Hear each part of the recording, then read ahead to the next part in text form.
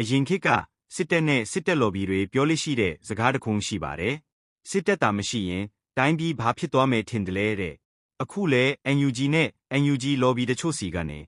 NUG တာမရှိရင်တော်လှန်ရေးဘာဖြစ်သွားမယ်ထင်တယ်လေဆိုရဲစကားမျိုးတွေကြားနေရပြန်ပါတယ်။ကျွန်တော်တခုပဲပြန်မေးချင်ပါတယ်။ကဘာပေါ်မှာဗတိုင်းပြည်ဘလူအဖွဲ့စည်းကများအုပ်ချုပ်သူမရှိပဲဟာလာဟင်းလင်းထားတာမျိုးတွေ့ဘူးလို့လေ။ဘယ်သူမှမရှိတော့ဘူးဆိုတာဘယ်တော့မှမဖြစ်နိုင်ပါဘူး။တကယ်လက်တွေ့ရှိတရားကကောင်းတဲ့သူလာမလားဆိုးတဲ့သူလာမလားဆိုတာပဲရှိတာပါဆိုးတဲ့သူလာရင်ကျွန်တော်တို့ပုံကန်ရမှာပဲကောင်းတဲ့သူလာရင်ကျွန်တော်တို့ဝေဖန်ထောက်ပြရမှာပဲအလွဲချော်လုံးဝမလုပ်တဲ့အစိုးရဆိုတာခေတ်ဆက်ဆက်မှမရှိခဲ့ပါဘူးအဓိကအဲ့ဒီအစိုးရဟာပြည်သူ့အပေါ်ဘလောက်စေတနာထားတယ်လဲအမားကိုဘလောက်ပြင်ကျင်စိတ်ရှိတယ်လဲဆိုတာကြည့်ပြီးကျွန်တော်တို့ကတတ်တာဝေဖန်မလားပြင်းပြင်းထန်ထန်ထောက်ပြမလားဆိုတာပဲရှိပါတယ်အစိုးရကိုဝေဖန်တာဟာတော်လှန်ရေးကိုတိုက်ခိုက်တာမဟုတ်ပါဘူးငါတို့မှမရှိရင်မရဘူးဆိုတဲ့အာဏာရှင်ဆန်တဲ့အတွေးခေါ်တွေကြားမှာတော်လှန်ရေးလက်မလွဲသွားအောင်တိတ်မပေးနေတာဖြစ်ပါတယ်။လူများစုကအလုတ်လုတ်တယ်ဆိုရင်ပင်ပင်ပန်းပန်းလုပ်နေတာအစည်းအဝေးတွေပွဲတွေတက်တာမျိုးကိုပဲမြင်ကြတာပါ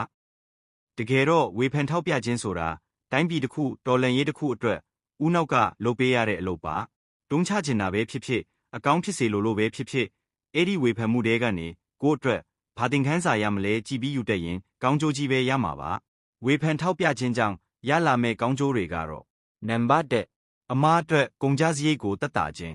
အစိုးရသို့မဟုတ်အဖွဲ့အစည်းတစ်ခုကလက်မနေတာကိုကြိုတင်ထောက်ပြပေးခြင်းအပြင်နောက်မှဖြစ်လာမဲ့ဆုံးရှုံးမှုကြီးတွေကိုတားဆီးပေးရရောက်ပါတယ်။ဒါဟာတကယ့်ကိုတန်ဖိုးရှိတဲ့ကာကွယ်ရေးလုပ်ကိုလုပ်ပေးနေခြင်းဖြစ်ပါတယ်။နံပါတ်2အရေးသွေးကိုမြင့်တင်ပေးခြင်းဝေဖန်သူရှိမှအလုပ်လုပ်တဲ့သူကပိုတိထားရတယ်ပို့ပြီးအရေးသွေးကောင်းအောင်စူးစမ်းရတယ်ဝေဖန်သူမရှိရင်အလုတ်ကပေါ်ပြက်ဖြစ်သွားတတ်ပါတယ်။နံပါတ်3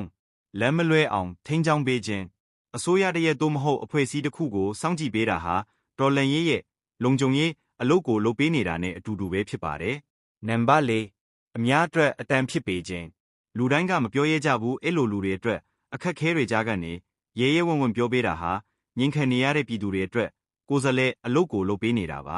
။အစိုးရဆိုတာဝေဖန်ခံရမယ်ထိန်းချောင်းခံရမယ်ဒါမှသာကျွန်တော်တို့မျှော်လင့်တဲ့ဒီမိုကရေစီစစ်ကိုရမှာပါ။ NUG ကိုဖောင်းထုနေကြတာ NUG မရှိရင်မင်းတို့တော်လှန်ရေးရှေ့ဆက်လို့ရမလားဆိုသူတွေကိုပြောချင်တာကတော့မျှော်လင့်ချက်အမှားပေးတာကိုပဲစိတ်အာသာဖြေခြင်းနဲ့ကြားသူတွေကဝေဖန်ထောက်ပြတာနဲ့အပြစ်တင်ထိုးနှက်တာကိုခွဲခြားနားမလည်ကြဘူး။ NUG အစိုးရအဖွဲ့ဌာနတွင်ဌာနပြင်အောက်ခြေပသုံးလုံးတို့လိုမျိုးလူပုဂ္ဂိုလ်တဦးတယောက်ဖြစ်စေအစိတ်ပိုင်းတစ်ခုခုဖြစ်စေတယောက်ဤအလွဲမှားမတမာမှုတစ်ခုခုကိုဖော်ထုတ်အရေးယူလိုက်ရုံနဲ့NUG အစိုးရတစ်ဖွဲ့လုံးပြည့်စည်ရရောလားကဲအဲ့ဒီတော့ကျွန်တော်တို့ပြည်သူတွေအနေနဲ့ဝေဖန်လေကန်ရေးလုပ်ရင်းနဲ့အစဲခံကြပါစို့